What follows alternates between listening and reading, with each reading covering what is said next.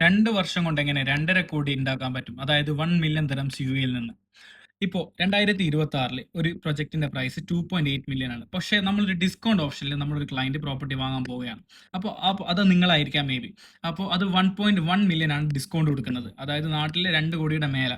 അപ്പോൾ after discount നമുക്ക് price വരുന്നത് 1.6 മില്യൺ ആണ്. അപ്പോൾ അത് ലൊക്കേഷനിലെ റെന്റൽ എമൗണ്ട് എന്ന് വെച്ചാൽ 160 ആണ് 3 ബെഡ്റൂം ടൗൺ ഹൗസിന്റെ പ്രൈസ് വരുന്നത്.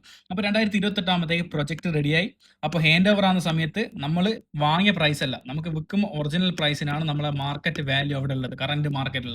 അപ്പോൾ നമുക്ക് അവിടെ അപ്രിസിയേഷൻ വന്നത് 1.1 മില്യൺ, അതായത് നാട്ടിലെ 2.5 കോടി രൂപയുടെ മേലെ, അതും 2 വർഷം ഹോൾഡ് ചെയ്തതിന്റെ പേരിൽ.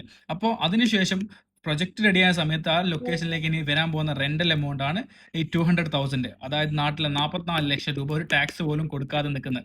അപ്പോൾ ഈ ഒരു രീതിയിലാണ് ഒരു പേയ്മെന്റ് ഓപ്ഷൻ ഇവിടുന്ന് റിയൽ എസ്റ്റേറ്റിൽ ഫണ്ട് എടുക്കുക എന്നുള്ള ഓപ്ഷൻ. അതേപോലെ നിങ്ങൾക്ക് ഇതേപോലെ ഫണ്ട് എടുക്കണമെങ്കിൽ ഇപ്പൊ തന്നെ കോൺടാക്ട് ചെയ്തോ.